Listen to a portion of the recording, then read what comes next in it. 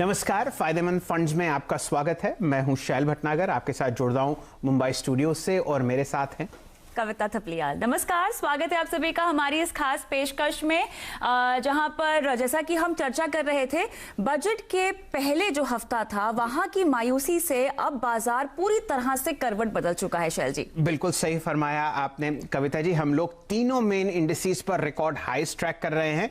Nifty आपको 15,000 के पार जाके दिख चुका है।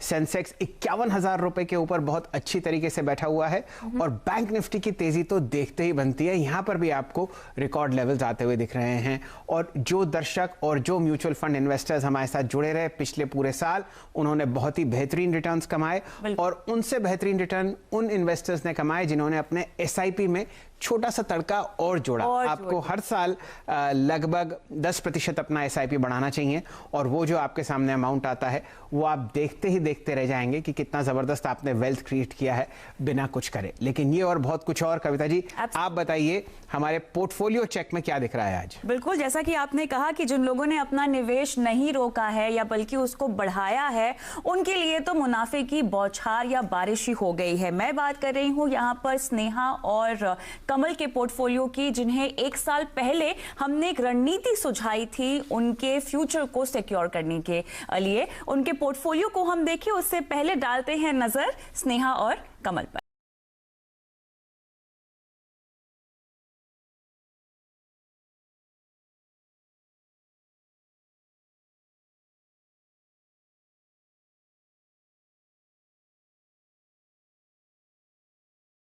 ये इनके पोर्टफोलियो पे डालेंगे नजर शैल जी। और जैसा कि आप स्क्रीन पे भी देख सकते हैं, UTI equity fund, Parag Parikh flexi cap, MOSL mid cap 30, Axis long term equity इनको रेकमेंड किया गया था। सोचिए डबल डिजिट रिटर्न्स और ये सारे रिटर्न्स आपको हायर 20s और हायर 30s में आते हुए दिख रहे हैं। इसके पीछे कारण सिर्फ यही था कि बाजार में हम लोग निवेशित रहे। हमने बिल्कुल भी अपना एसआईपी बंद नहीं किया और खासकर उस एसआईपी को विड्रॉ नहीं किया। हम लोग आज स्वागत करते हैं श्री संदीप टंडन साहब का। आप ग्लोबली बहुत ही जाने माने व्यक्ति हैं और भारतीय बाजारों पर पिछले लगभग 25 साल से बहुत ही शानदार सटीक राय देते हुए दिख रहे हैं। आप चीफ इन्वेस्टमेंट ऑफिसर हैं क्वांट म्यूचुअल फंड के और फाउंडर हैं क्वांट ग्रुप के। बहुत ही जाना माना एनालिटिक्स बेस्ड ग्रुप है और इसीलिए इसका नाम क्वांट भी है। टंडन साहब, स्वागत है आपका। नमस्कार जी। तो आपके जो शानदार 11 फंड्स हैं संदीप जी, वो हमारे सामने स्क्रीन पर चल रहे हैं और इनकी आउट परफॉर्मेंस टंडन साहब देखते ही बनती है। मैं आपको रिटर्न्स बेसिक बता देता हूं। सबसे कम रिटर्न जिस फंड ने दिया है मार्च 24 सन 2020 से जनवरी 29 2021 तक, वो है 73%। सोचिए क्या शानदार आपने रिटर्न कमाया है। और जो सबसे ज्यादा आपने रिटर्न कमाया है वो है क्वांट स्मॉल कैप फंड। इस दौरान 156% आपको ये फंड बढ़ता हुआ दिखेगा। जितने भी बेंचमार्क्स हैं 11 फंड्स के, उनको बहुत जबरदस्त तरीके से टंडन साहब की स्टॉक पिकिंग ने परास्त किया है। तो संदीप जी, पहले तो आपको बहुत बहुत शुभकामनाएं, बहुत बहुत कंग्रेचुलेशंस। इतना जबरदस्त रिटर्न आपने कैसे कमाया और आगे आने वाले समय के लिए आपकी क्या राय है? देखिए, हम लोग क्या मैक्रो बहुत सेंट्रिक फॉर्म है, क्योंकि जैसे हम लोग इंडिया में लोग बात करते हैं stock picking is important, but हम लोग थोड़ा मैक्रो पर्सपेक्टिव रखते हैं। हम लोग पूरा ग्लोबल एनवायरनमेंट को पहले समझते हैं कि फिर स्ट्रैटेजी पे डिसाइड करते हैं कि एनवायरनमेंट कैसा होगा, जिसको हम लोग एडेप्टिव एसेट एलोकेशन के नाम से बात करते हैं कि किस तरह का एनवायरनमेंट है। अब जैसे आपको एग्जांपल देता हूं, 2018 से 2023 तक हम लोग बोलते हैं कि ये वॉलेटिली एक्सपेंशन फेज है। ओके, ये 5 साल की एक करीब करीब साइकिल आती है। हम लोगों ने करीब करीब 51 साल की साइकिल को एनालिसिस किया है ग्लोबल मार्केट में कि वॉलेटिलिटी कैसे एक्सपैंड होती है। ओके, तो 5 साल का एक्सपेंशन आता है, 5 साल का कंप्रेशन आता है। तो 2018 से 2023 तक हमको लगता है कि वॉलेटिलिटी एक्सपैंड होगी। इसमें सारे एसेट क्लास का अगर वॉलेटिलिटी एक्सपेंशन दिखता है तो आपको जो ट्रेडिशनल अप्रोचेस हैं, ट्रेडिशनल जो बाय एंड होल्ड स्ट्रेटजी है, वो इफेक्टिव नहीं रहेगी। ओके, बहुत लोग डर जाते हैं कि इतनी ज्यादा वॉलेटिलिटी है बाजार में, घटपट इतना ज्यादा है, कैसे इसको मैनेज करेंगे। तो हमको ये सीखना चाहिए कि हमको इसको भी वॉलेटिलिटी भी एक इंपॉर्टेंट एसेट क्लास की तरह ट्रीट करके इसको ट्रेड करना चाहिए कि किस तरह से हम इसको सिचुएशन को अपने फेवर में कन्वर्ट कर सकते। हम लोग पूरा जो एनालिसिस करते हैं वो बिहेवियर फाइनेंस के ऊपर काम करते हैं कि बाजार के अंदर अपना बिहेवियर पर्सपेक्टिव कैसा है, सेंटिमेंट्स कैसा है, अगर हम लोग उसकी बात करें तो हम लोग हर एक स्टॉक सेक्टर और एसेट क्लास को सेंटिमेंट्स और परसेप्शन एनालिटिक्स को क्वांटिफाई करते हैं कि जब रिस्क एपेटाइट एकदम घट के बढ़ना स्टार्ट करती है और लिक्विडिटी बहुत ज्यादा है तो ये बुल मार्केट का साइन होता है। ओके, मैक्सिमम लोगों को वो डेटा समझ में नहीं आया और काफी लोगों ने जाके अपना, जब रैली आई तो लोगों ने अपना एक्सपोजर कम कर दिया और या लार्ज कैप मिड और स्मॉल बेच के लार्ज में एक्सपोजर बढ़ा लिया। और एक्सपोजर आपने कहाँ बढ़ाया? काफी लोगों ने बैंकिंग सेक्टर में एक्सपोजर बढ़ाया। ओके, तो हम लोग उसको भी देखते हैं लिक्विडिटी एनालिटिक्स के अंदर कि किस तरह का ओवर ओनरशिप था, किस तरह के ग्लोबल इसी एनालिसिस के तहत टंडन जी हमें ये बताएं, क्योंकि बाजार तो अब हाई पे हाई बना रहा है, तो आपकी ये जो स्टडी है, रिसर्च है, वो पोस्ट बजट किन किन सेक्टर्स में रैली आने का अंदेशा या संभावना दिखाती है? तो देखिए, बजट्स में सबसे फर्स्ट टाइम इतना अच्छा बजट आया है कि ये अपने मार्केट को लॉन्ग टर्म के हिसाब से अगर हम बात करें तो काफी ब्रॉड बेस रैली हो जाएगी। ओके, और जिस तरह रिस्क एपेटाइट इंक्रीज हो रहा है अभी भी इंडिया का, इसके लिए क्लैरिटी है कि मिड और स्मॉल सेक्टर अपना लार्ज कैप से ज्यादा आउट परफॉर्म करेगा। अगर हम नियर टर्म की बात करें, क्योंकि डॉलर एक रिवर्सल पॉइंट पर है, डॉलर इंडेक्स कैन रिवर्स, अगर वो होता है तो इमर्जिंग मार्केट में और कमोडिटीज में थोड़ा करेक्शन आ सकता है। बट अगर लार्जर पिक्चर देखें तो मिड एंड स्मॉल बहुत अच्छा लगता है, इंफ्रास्ट्रक्चर स्पेस बहुत अच्छी लगती है। जो मेरी एक बड़ा हम लोग का जो प्रेडिक्टिव एनालिटिक्स टूल के हिसाब से बिग पिक्चर क्या आती है कि जो बीटन डाउन सेक्टर है, अंडर ओन है, अंडर रिसर्च है, अंडर कवर्ड है, और जो निग्लेक्टेड टेरिटरी के स्टॉक्स हैं जिसको कोई देखता नहीं था सालों तक, ओके, और जो अंडर परफॉर्म, उनका समय आ चुका है। ओके, तो इसी पर चर्चा आगे शुरू करते हैं। बीटन डाउन वैल्यूएशंस हैं, किसी ने कोई नजर नहीं डाली पीएसयू बैंकिंग सेक्टर पर, और जो आपने धमाका होते हुए देखा बजट में वो तो देखते ही बनता है। क्या यहां पर पीएसयू बास्केट में आपको under ownership, under performance, reversal of risk appetite आता हुआ दिखता है? क्या दिखता ही नहीं है, एक्चुअली वो प्रोसेस ऑलरेडी स्टार्ट हो चुका है। ओके, वो 3-4 महीने से अर्ली स्टेजेस पे था, पोस्ट बजट और लास्ट 1 महीने के अंदर वो उसको थोड़ा मोमेंटम और बिल्ड हो गया है। ओके, अभी आज जिस तरह से स्टेट बैंक का रिजल्ट आया और पूरा बैंकिंग सेक्टर और पीएसयू बैंकिंग में जिस तरह से उछाल आया है, हो सकता है कि ये इतना बड़ा उछाल आया है तो थोड़ा बहुत बाजार में करेक्शन होगा, कंसोलिडेशन होगा। बट अगर अपन 3 साल का व्यू देखें यहाँ से तो पीएसयू सेक्टर में काफी अच्छा रिटर्न मिलने की संभावना हम लोगों को दिखती है, क्योंकि बीटन डाउन है, अंडर ओन्ड है और डीप वैल्यू वाले स्टॉक्स हैं इस समय। तो ऐसे में अगर हम मिड कैप स्मॉल कैप इस पर्टिकुलर कैटेगरी की ही बात करें, क्या ये कहना सही होगा कि 2021 अब इस सेक्टर के नाम है? क्योंकि आपके फंड्स भी हम देख रहे हैं इस कैटेगरी में दोगुना रिटर्न दे रहे हैं निवेशकों को, लेकिन निवेशकों में डर, असमंजस, क्योंकि पहले घाटा खा चुके हैं इस सेक्टर में, इस तरह के फंड्स में, तो डर अभी बना हुआ है। जितना मुनाफा फिलहाल अपने फंड में एनएवी में देख रहे हैं उसको बांध कर निकल जाए, या आपको लगता है कि थोड़ा सा संयम, धीरज रखे, 2021 में इस पर्टिकुलर सेक्टर की जो है वो और बेहतर होगी? देखिए, मेरे को ऐसा लगता है संयम तो रखना पड़ेगा और थोड़ा सा अपना एक्सपेक्टेशन है उसको भी कम करना पड़ेगा। जैसे 2020 में मार्च के लो से एक्स्ट्राऑर्डिनरी रिटर्न सबको मिले हैं, उस तरह का रिटर्न 2021 में नहीं आने वाला है। ओके, पहला बात तो ये है। तो अगर हम 2021 को 2 हिस्सों में ब्रेक करके देखें तो मेरे को ऐसा लगता है कि फर्स्ट हाफ जुलाई तक ग्लोबल मार्केट में करेक्शन और कंसोलिडेशन होगा। बट अगर हम 2-2.5 से 3 साल का अगर होराइजन यहाँ से रखते हैं 2023 तक, तो मिड एंड स्मॉल में बड़ी तेजी है। तो बाय ऑन डिप जैसी स्ट्रैटेजी बहुत इफेक्टिव रहने वाली है। एंड ये अपने को क्लैरिटी है कि जिस तरह का बजट में जो भी चेंजेस आए हैं और गवर्नमेंट ने भी फ्रंट फुट पे जिस तरह से इसको प्रेजेंट किया है, आरबीआई का भी लिक्विडिटी सपोर्ट है, वो देखते हुए ऐसा लगता है कि काफी अच्छा रिटर्न अगर हम 3 साल का होराइजन रखेंगे तो हम लोगों को मिलने वाला है। तो आई विल से संयम रख के लॉन्ग टर्म का देखना चाहिए और बाय ऑन डिप स्ट्रैटेजी रखना चाहिए। प्रॉफिट बुक करके घर जाने की जल्दी नहीं करनी चाहिए। टंडन साहब, आपने तो इतनी बेहतरीन तरीके से सिर्फ 40 सेकंड में समझा दिया कि स्ट्रैटेजी क्या होनी चाहिए अगले 6 महीने की और अगले 3 साल की। अब जरा इसमें थोड़ा और ड्रिल डाउन करते हैं। ये बताइए, क्या लार्ज कैप्स हमारे देश में अब फुली वैल्यूड हैं या कहीं ऐसे एरियाज जो आपको वैल्यूएशन ऊपरी सतह की तरफ बढ़ता हुआ दिख रहा हो? अगर पैसा डालना है तो कौन कौन से मिड कैप सेक्टर्स में आप वहां पर डालने के संकेत देंगे? देखिए, हम लोग इस तरह से इसको डिस्कस नहीं करेंगे कि लार्ज है, मिड है, क्योंकि कोई चीज स्मॉल होती है वो मिड हो जाती है, मिड वाला लार्ज हो जाता है और लार्ज वाला भी स्मॉल हो जाता है। ओके, तो हमने जैसे मैंने आपको बोला कि जिस तरह का रिस्क एपेटाइट है उसमें क्या दिखता है, जो बीटन डाउन सेक्टर है, अंडर ओन है, जो निग्लेक्टेड, अगर हम लोग बिहेवियर फाइनेंस के एंगल से हम लोग देखें, जो निग्लेक्टेड टेरिटरी के स्टॉक्स हैं वो आइडेंटिफाई करना है। और जो मोस्ट एडमायर कैटेगरी के स्टॉक होते हैं जहां पे सबका ध्यान है, वो लार्ज कैप हो चाहे मिड कैप हो। ओके, ऐसे मोस्ट एडमायर कैटेगरी कुछ स्टॉक्स हैं जो मिड और स्मॉल में भी आते हैं, हमको उनको अवॉइड करना है, क्योंकि वहां पे हमारा एनालिसिस ऐसा बोलता है प्रेडिक्टिव टूल्स की उसमें बड़ा रिटर्न नहीं आएगा, वो मार्केट परफॉर्मर होंगे। ओके, जो आउट परफॉर्मेंस की अगर हम बात करें, ओके, तो वो उसमें आउट परफॉर्मेंस बड़ा नहीं मिलेगा। जैसे आप देखिए स्टील सेक्टर हो गया, सीमेंट सेक्टर हुआ, ओके, और बैंकिंग में भी अगर आप देखें तो बीटन डाउन बैंकिंग ज्यादा चले ये फेज के अंदर।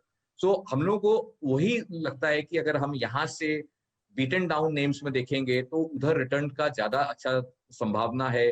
बट अगर अपना फार्मा सेक्टर हो गया, इंफ्रास्ट्रक्चर स्पेस हो गया, इसमें भी अपॉर्चुनिटीज काफी बड़ी, और इंफ्रास्ट्रक्चर में तो मुझे काफी बड़ी अपॉर्चुनिटी दिखती है कि वो अभी भी नेग्लेक्टेड टेरिटरी में है और काफी बड़ा सेक्टर है। अभी तो खाली हमने सीमेंट और मेटल्स में देखा है, उससे एंसिलरी यूनिट्स हो सकती हैं, कैपिटल गुड्स में फर्स्ट टाइम रिवाइवल दिखने की संभावना दिखती है बजट को देखते हुए, तो वहां पे भी काफी अच्छा मुनाफा होने का संभावना दिखती है हमको। बिल्कुल, हम कह ही सकते हैं आपका जो इंफ्रा फंड है पिछले एक साल में 43.6% के आसपास का रिटर्न यहाँ पर मिल चुका है ऑलरेडी। लेकिन अब हम बजट के बाद कुछ जो शॉर्ट टर्म रिएक्शंस हमें देखने को मिल सकते हैं, जैसे कि महंगाई हो गई, आपका ओवरऑल डेट पोर्टफोलियो में उसको रीबैलेंसिंग करने की बात हो गई। निवेशक के लिहाज से अगर मैं समझना चाहूँ तो आपकी एनालिसिस महंगाई, ओवरऑल डेट निवेश को लेकर क्या कहती है? देखिए, अगर हम लोग इसको मैं मैक्रो के एंगल से अगर थोड़ा देखें कि अगर जैसे डॉलर इंडेक्स अभी तक घट रहा था तो अपने को एक कमोडिटीज में हमने काफी बड़ा मूव देखा है। ओके, अभी हमारा ऐसा व्यू है यहाँ से लेकर जुलाई तक, क्यों मैं जुलाई तक बात करता हूँ, मुझे ऐसा लगता है डॉलर इंडेक्स जो हमारे प्रेडिक्टिव टूल्स इंडिकेट कर रहे हैं कि यहाँ से डॉलर इंडेक्स में एक रिकवरी दिखती है। अगर इसमें रिकवरी आती है तो कमोडिटी साइकिल में थोड़ा सा गिरावट आएगी इररिस्पेक्टिव ऑफ डिमांड। तो वो बैकग्राउंड में अपना ग्लोबल इन्फ्लेशन थोड़ा सा कम जरूर होने वाला है, क्योंकि जो सडनली आपने इन्फ्लेशन वर्ल्ड वाइड देखा है कमोडिटीज के कारण, उसमें गिरावट आएगी। बट अगर हम लार्जर पर्सपेक्टिव की बात करें तो इन्फ्लेशन फ्रैंकली स्पीकिंग अच्छा माना जाता है। अगर एक लेवल तक का इन्फ्लेशन है तो आपकी अर्निंग्स को सपोर्ट ही करता है। ओके, एक लेवल के बाद क्रॉस करता है वहां हमको दिक्कत होगी, लेकिन मुझे ऐसा लगता नहीं कि वो फेस आया है, और वो फेस शायद 2-3 साल और लगेगा वहां पे आने में। मैं बिल्कुल एग्री करता हूं कि अगर अपन यहाँ से 8 से 10 साल का होराइजन पकड़े, डेवलप मार्केट में भी जिस तरह का फिस्कल रिफॉर्म्स हो रहा है और जिस तरह का अपने करेंसी में वॉलिटी दिखती है और जिस तरह का ट्रेड वॉर है जिसको हम डीग्लोबलाइजेशन फेज बोलते हैं, उसमें डेफिनेटली इन्फ्लेशन आने वाला है और बहुत बड़े स्केल पे आने वाला है। मुझे डेवलप मार्केट इन्फ्लेशन में ज्यादा बड़ी तेजी दिखती है as compare to emerging market. Okay, but immediately नहीं लगता। अगर आप देखें कि अगर आप देखें कि बहुत जल्दी सिनेरियो में लगता है कि बहुत बड़ा इन्फ्लेशन आएगा, तो मुझे नहीं लगता है कि इतनी जल्दी आना। अभी हम लोगों को इन्फ्लेशन के लिए इतना घबराना नहीं चाहिए, अभी अपने पास थोड़ा टाइम है। ऐसा करते हैं टंडन साहब, लेके एक छोटा सा ब्रेक, और ब्रेक के बाद जब हम लोग आपसे जुड़ेंगे चर्चा करेंगे कैपिटल गुड्स स्पेस की, चर्चा करेंगे एंसिलरी कंपनीज की जो पूरे के पूरे इंफ्रास्ट्रक्चर सेक्टर को अपने मजबूत कंधों पर और रिकॉर्ड हाइस की तरफ ले जाती हुई दिखती हैं। जुड़े रहिए हमारे साथ, एक बहुत ही शानदार इंटरव्यू हो रहा है श्री संदीप टंडन साहब का, बहुत ही जाने माने फंड मैनेजर और इन्वेस्टर हैं पिछले 3 दशक से। आते हैं हम थोड़ी ही देर में। स्वागत है एक बार फिर से आप सभी का फायदेमंद फंड में, जहां पर हम बात कर रहे हैं क्वांट एएमसी के संदीप टंडन से। एक बार फिर से स्वागत है आपका संदीप जी इस पेशकश में। और क्योंकि हम सेक्टर्स की बात कर रहे हैं और आपने स्पेसिफिकली इंफ्रास्ट्रक्चर पर अपनी एनालिसिस और क्यों आपको भरोसा है कि ये इकोनॉमी के विकास और रफ्तार को और आगे बढ़ाएगी, ये बताया। इसके अलावा और किन किन सेक्टर्स पर आपको लगता है कि हमें दाव लगाना चाहिए या रिकवरी जो है इनमें फर्राटा दिखाई देगी? देखिए, सबसे पहले एक अगर हम 2 मिनट फार्मा की बात करते हैं कि 2015 में वो सेक्टर पीक आउट हुआ, हमारे डेटा के हिसाब से सितंबर 2019 में वो बॉटम आउट हुआ, क्योंकि वो मोस्ट निग्लेक्टेड टेरिटरी में आ गया था, मोस्ट एडमायर कैटेगरी में था जनवरी मार्च 2015 में। तो वो एक साइकिल रिवर्स हुई। जिसको हमको लगता है कि अगले 3 साल की साइकिल है, कम से कम 2022 तक एक फार्मा का मूव दिखता है और एक बड़ा रैली आया, फिर अभी मार्केट में करेक्शन और कंसोलिडेशन फेज भी हुआ। तो फार्मा ऐसा सेक्टर और हेल्थ केयर ऐसा सेक्टर हम लोगों को अपना कोर होल्डिंग में रखना चाहिए। ओके, दूसरा अगर हम बात करें इसी से लिंक करके देखें तो हॉस्पिटल स्पेस देखें, कि वो भी एक पोस्ट कोविड में हॉस्पिटैलिटी स्पेस देखें, या इंश्योरेंस कंपनी देखें, लाइफ इंश्योरेंस कंपनियां पर्टिकुलरली, जिस तरह से टेक्नोलॉजी में रिटर्न तो मिला ही है और जिस तरह से अपॉर्चुनिटी दिखती है, तो वो भी एक स्पेस बहुत बड़ा हो सकता है। तीसरा अपना कोविड के बाद हम लोग टेलीकॉम का पूरा पर्सपेक्टिव बदल गया है, वर्क फ्रॉम होम हो गया है, तो टेलीकॉम भी एक बहुत इंपॉर्टेंट स्पेस है अगर, और टेक्नोलॉजी को पूरा कॉम्प्लीमेंट करता है, तो टेक्नोलॉजी के साथ टेलीकॉम सेक्टर भी देखना चाहिए। उसके अलावा फिर अपना इंफ्रास्ट्रक्चर वो काफी बड़ा सेक्टर हो जाता है, बट शुरुआत करने के लिए हम लोग उसमें सीमेंट को प्रेफर करेंगे। अगर कहीं पे भी ग्रोथ आती है तो सीमेंट कंपनी उसको पहले बेनिफिट आता है, और उसको अपनी ग्लोबल डेटा से सीमेंट पे इम्पैक्ट नहीं आता है, कोई डॉलर इंडेक्स के मूवमेंट से या चाइना के मूवमेंट से या यूएस के मार्केट करेक्शन से अपने को सीमेंट पे इम्पैक्ट नहीं आता है। तो सीमेंट सेक्टर देखना चाहिए। यहाँ पे कैपिटल गुड्स या हेवी इंजीनियरिंग कंपनीज हैं, उस तरह का भी सेक्टर देखना चाहिए, क्योंकि अगर इतने सालों बाद कैपेक्स साइकिल वापस आती है, इसमें टाइम लगता है, ये 3-5 साल, 1-2-3 साल का माहौल नहीं होता है। अगर ये साइकिल वापस आती है तो कोई भी प्लांट को 3 से 5-6 साल भी लगते हैं, तो एक अगर हम देखें तो नेक्स्ट 5-6 साल के अंदर कैपिटल गुड की एक साइकिल दिखती है, तो वो स्पेस भी देखना चाहिए। उसमें फिर कुछ यूनिक स्टॉक्स भी हो सकते हैं जिनका टेक्नोलॉजी में काफी इंप्रूवमेंट हुआ है, तो वो सब भी देखना चाहिए। तो लार्जली रियल एस्टेट कम सेक्टर को भी बेनिफिट मिलता है। खाली हम कंस्ट्रक्शन कंपनी को ध्यान नहीं रखेंगे, खाली इंफ्रा है तो सिर्फ कंस्ट्रक्शन कंपनी ले ली, एलाइड इंडस्ट्री मटेरियल्स को, बिल्डिंग मटेरियल्स को बहुत बड़ा बेनिफिट आएगा। इंफ्रास्ट्रक्चर अब अगर इंफ्रा स्पेस की बात करें तो इसमें आपका रुझान मैं चाहना चाहूंगा कैपिटल गुड्स सेक्टर्स पर और ऑटो माफ कीजिए एंसिलरी यूनिट्स पर। यहां पर आपका रुझान किस तरफ होगा? वो एंसिलरी यूनिट्स जो लार्ज कंपनीज को सपोर्ट करते हैं, या वो एंसिलरी यूनिट्स जो प्रोडक्शन में है, माफ कीजिए मैन्युफैक्चरिंग में है, सीमेंट प्लेट्स बनाते हैं? किस तरीके का रुझान आपको एंसिलरी यूनिट्स में आता हुआ दिख रहा है इंफ्रा स्पेस में? पहले तो सबसे पहले जैसे आपने बजट आया तो आपने देखा कि पहले तो फ्रंटलाइन कंपनीज में पहला रिएक्शन आता है, तो फ्रंटलाइन लार्ज कैप कंपनीज में, फिर मिड कैप्स में, सीमेंट में, इस तरह का माहौल ऑलरेडी आ चुका है। तो मुझे ऐसा लगता है कि अगर हम लोग अपना डेटा सेट देखेंगे तो कम से कम थोड़ा लैग से आता है, 1 या 2 क्वार्टर का लैग होता है उस सब में, कि पहले रिटर्न्स यहाँ पे आएंगे, इनकी ऑर्डर बुक पोजीशन और एक्सपैंड होगी, नए बिजनेस मिलेंगे, तो उसके बाद ऑब्वियसली एंसिलरी कंपनीज को बेनिफिट आने वाला है। लेकिन वहां पे काफी अच्छी अपॉर्चुनिटी हो सकती है, क्योंकि बहुत ज्यादा बीट एंड डाउन है, एकदम नेग्लेक्टेड टेरिटरी में ट्रेड करते हैं लोग, उनको देखते भी नहीं है वो सब स्टॉक्स को आजकल। तो वहां पे अगर एक लॉन्ग टर्म के हिसाब से अगर पोर्टफोलियो बिल्ड करना है तो, लेकिन बहुत कंपनी स्पेसिफिक आपको मेहनत करनी पड़ेगी, जनरलाइज करके हम नहीं ले सकते। तो स्टॉक स्पेसिफिक अगर आपको एबिलिटी है फिल्टर करने की तो आप देखिए, या नहीं तो बेस्ट है कि आप किसी म्यूचुअल फंड के इंफ्रास्ट्रक्चर फंड में डालिए, या कैपेक्स उसके कोई स्टॉक सेक्टर का कोई फंड है तो उसमें डालिए, तो वो अपॉर्चुनिटी को वैसे भी कैपिटलाइज कर सकते हैं। तो क्वांट इंफ्रास्ट्रक्चर फंड मेरे सामने जनवरी 29 तक 122% रिटर्न दे चुका है कविता जी, और इसके इंडेक्स ने 75% रिटर्न दिया।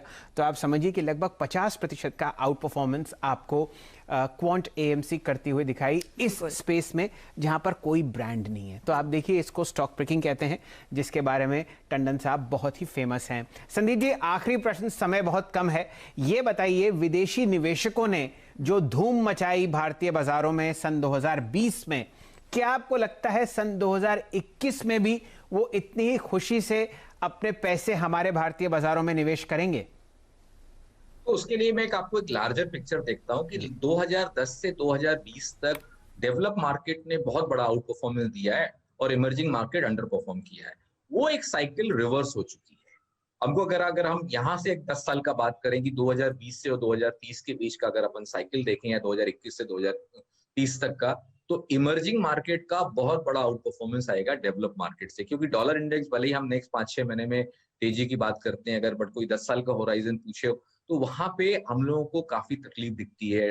जो डॉलर का रेलेवेंस है वो डिक्लाइन होगा, यूएस का रेलेवेंस डिक्लाइन होगा, और जो मनी फ्लो एनालिसिस हम लोग करते हैं उसके हिसाब से मनी जो है वो यूएस से, डेवलप मार्केट से एशिया में शिफ्ट ज्यादा होगा। तो हम लोगों को एशिया सेंट्रिक इमर्जिंग मार्केट पे ज्यादा ध्यान देना चाहिए, इंक्लूडिंग जापान ऑल्सो। भले ही डेवलप मार्केट है, लेकिन अगर पैसा जब एशिया में शिफ्ट होगा तो हमारा जो भी प्रेडिक्टिव टूल्स की हम लोग बात करते हैं, एनालिटिक्स का अपना मॉडल्स की बात करते हैं, हम लोगों को एशिया ऐसा थीम दिखती है और इंडिया डेफिनेटली एक्सपेंसिव है और एक्सपेंसिव रहेगा उस स्ट्रीम के अंदर। इंडिया बहुत बड़ा बेनिफिशियरी होने वाला है, ओके। और मेरे को तो ऐसा लगता है कि अगले 10 साल इमर्जिंग मार्केट पे आप फोकस करिए, और इमर्जिंग अपना कंट्री इतना अच्छा रिटर्न देने वाला है कि अपने को बाहर देखने की अभी जरूरत नहीं है कि हम लोग नैस्डैक का फंड में डाल देते हैं, यूएस में पैसा डाल रहे हैं। उससे पते अच्छा की अगर बात आपने कही है जो मेरे ख्याल से निवेशकों को और वो तमाम दर्शकों को भी समझ लेनी चाहिए, क्योंकि कुल मिलाकर अगर हम इस चर्चा में सार समझे तो यही निकल कर आ रहा है कि निवेशकों को बस फंड में पैसा लगा देना ही काफी नहीं होता है। आपको ये समझना है कि आपके फंड मैनेजर स्टॉक पिकिंग कैसे करते हैं, बाजार को लेकर उनका व्यू क्या कहता है, रिसर्च क्या कहती है, आपकी जोखिम की क्षमता को लेकर वो क्या कहते हैं। चलिए, तो इसी बहुत अच्छे लेवल पर आपको आज फायदेमंद फंड सिमटता हुआ दिख रहा है। अगले हफ्ते जुड़िए हमारे पास और बहुत ही बेहतरीन फंड मैनेजर से हम आपकी मुलाकात कराते रहेंगे। बहुत बहुत शुक्रिया संदीप जी, समय निकालकर हमसे बात करने के लिए। इसी के साथ दीजिए इजाजत, नमस्कार, धन्यवाद। फ्रेंड्स मिलते हैं अगले वीडियो के अंदर, जब तक के लिए गुड बाय।